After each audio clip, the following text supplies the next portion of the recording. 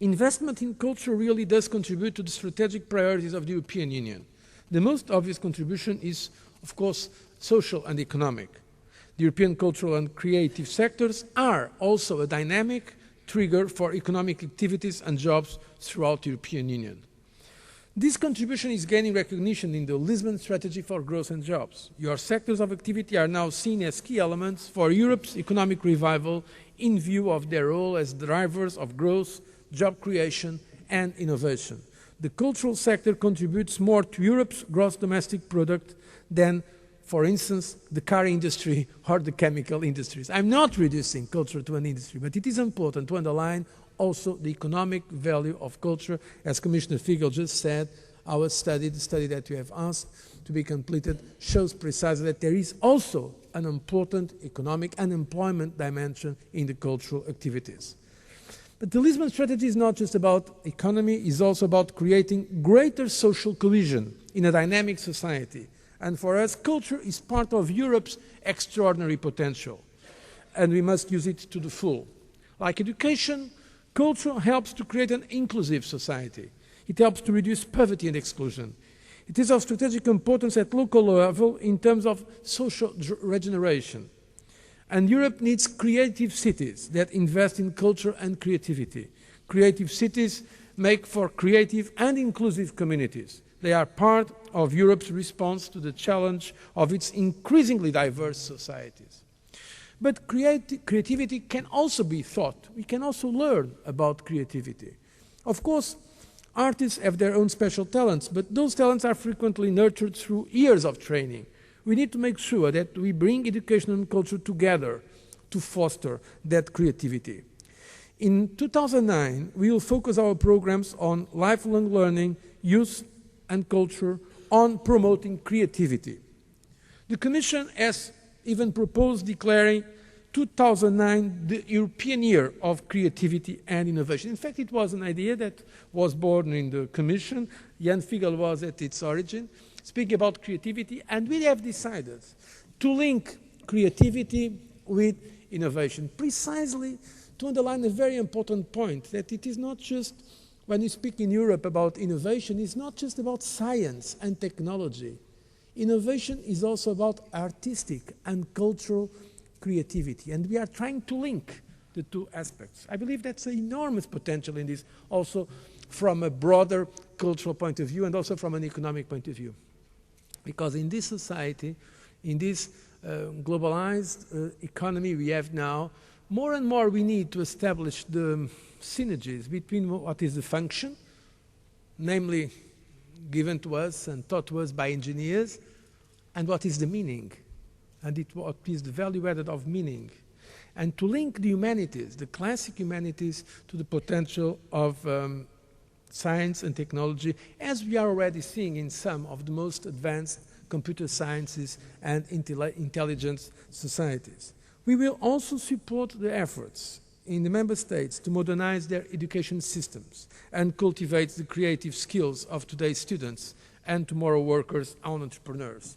We need to invest more in multilingualism. That's why the Commission is proposing the member states to have at least 2 foreign languages, apart from the national language, of course, 2 other languages to be taught at elementary and secondary level in our systems of teaching in Europe. In fact, we have seen in the last years not an enrichment, but sometimes it's poor.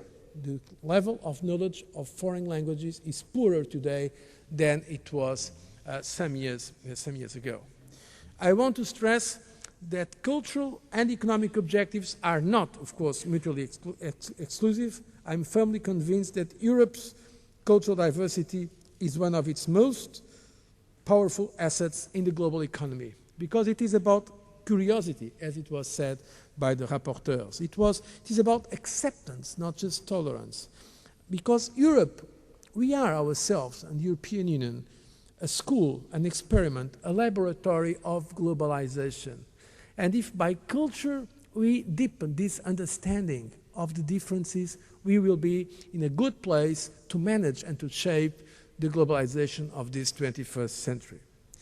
On an individual level, culture and creativity are also important drivers for personal development.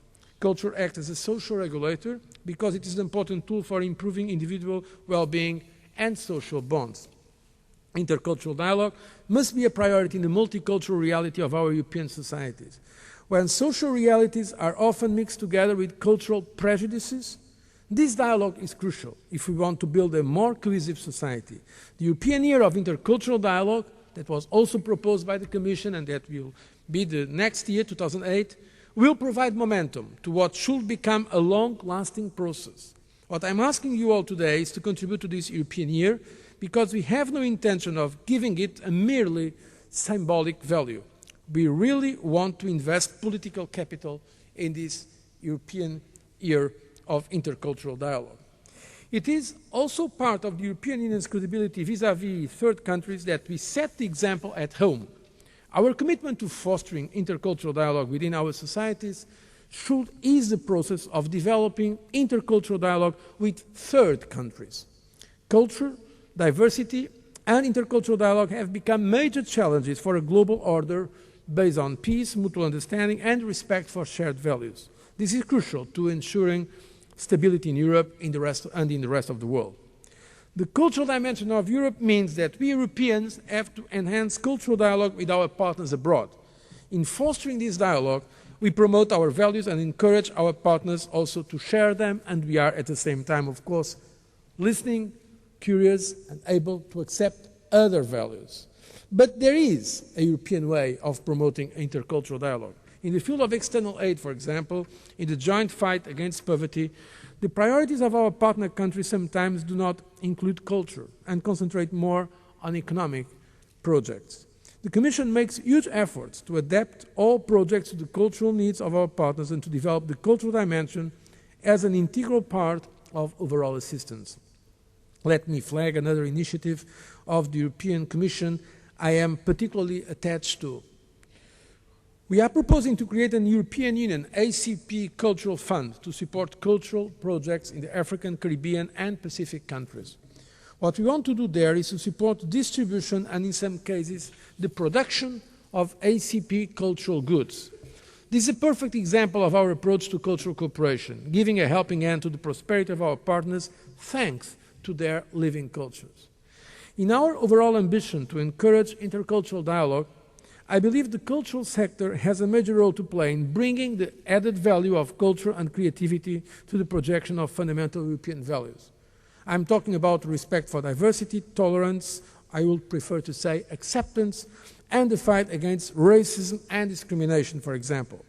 This is a dimension of our common job as political leaders, or artists, or cultural operators, above all as human beings, that I really want to stress strongly. There are too many attempts to defeat these values around the world today. Too many attempts. Because sometimes with the arguments of difference, people want to restrict the value of freedom.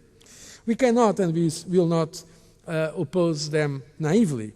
We all have to defend our values and fight for them actively. And we have to be very firm on one principle.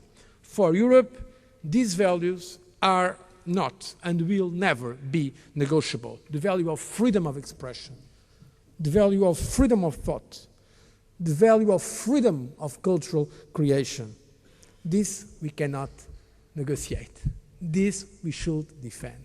One thing is listen to the other views. Another thing is to give on when we speak about freedom.